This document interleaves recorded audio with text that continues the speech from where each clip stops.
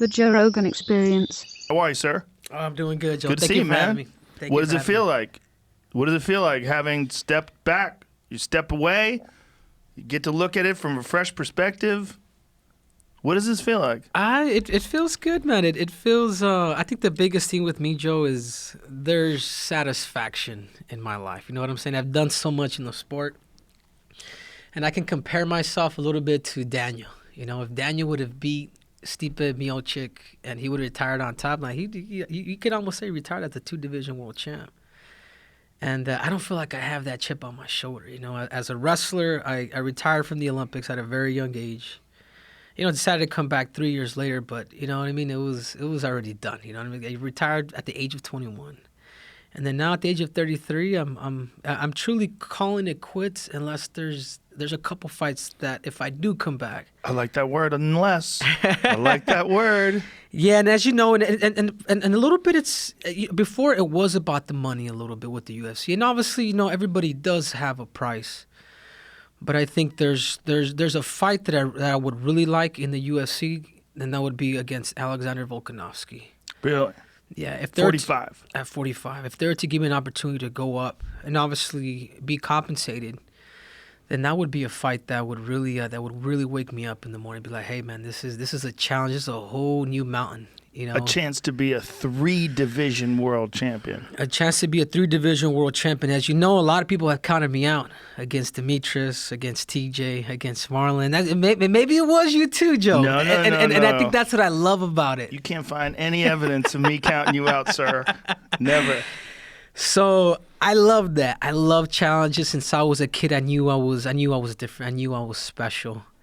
And these are the things. What is it that you knew? Like, what separates you?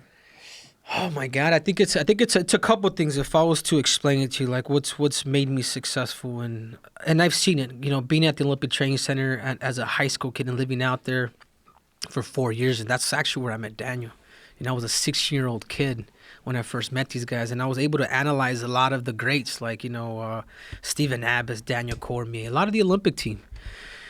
And what I've learned now that at the age of 33, I learned that there's been two things that have separated me from the rest of the pack. It's two things, what I call heart and ability. And I was actually able to tell this story to Chatri, you know, the founder and CEO of ONE FC. And you know, so it's two things. I call it heart and ability. What is your heart? Your heart is your passion, your will, your desire, your determination. Your heart is something that you're willing to suffer for in order to obtain. Now, the next one is ability. You know, ability is a gift that you have since you know, it's a coordination. It's something that you've repped over time where you become a master at it. And what happens a lot of time, I always tell people it's good to question one or the other. It's good to question the mind. The heart or the ability, because to be the 1% of the 1%ers, like both of these things have to match. What happens is a lot of people have heart, but their ability is like way down here. You know, their ability doesn't match their heart, or their ability's up here and they're just a little lazy and can't really put because there is a separation between mind and body, and your job is to connect them both. And I'm going to use an example with Marlon Moraes. You saw me getting my ass kicked. You saw me getting leg kicked, you know, from the first to all the way to the second round, but I knew that I had to connect it and make that transition. That was a combination of combining the heart and the ability. You know, so I was able to so what separated me, I'd say that, I think, is being gifted it through the ability, and then just having a passion, a will that's just second to none. There's a lot of other factors, though, isn't there? There's like, not just ability, it's also you have to be coached by someone who really knows what they're doing. There's so many guys out there that are really tough, and they have will, and they work out hard, and they're in shape, but they just make technical mistakes, and they've never corrected those mistakes. Yeah. Well, I think that also goes back on the ability. I would put that into the ability portion.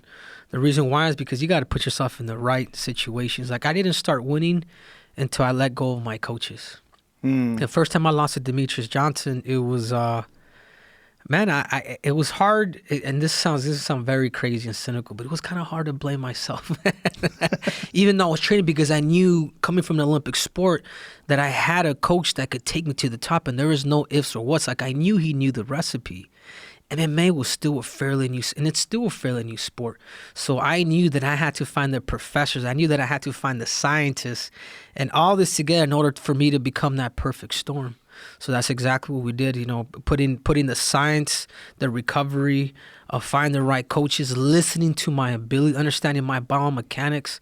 Like, it was a mixture of all these things that's separated me from the first time I fought Demetrius to just being a legend killer, man. To beating all these guys that they said that you know, Demetrius Johnson, TJ, you know, Marlon Moraes, Dominic Cruz, man. That's a hell of a list, Joe. It's a hell of a list. You know, it's a hell of a list. It's man. one of the reasons why it bums me out that you retired. Like, I've conflicting feelings. One, I'm happy. Mm-hmm. I'm happy you retired, young and healthy, and you could do anything you want, man. I really believe a guy who can accomplish what you accomplished inside the octagon and also winning an Olympic gold medalist. You're winning an Olympic gold medal in wrestling at 21 years old, retiring from the sport, then getting into MMA, becoming a 2-division world champion in MMA, and then stepping away while you're still healthy and at the peak of your abilities.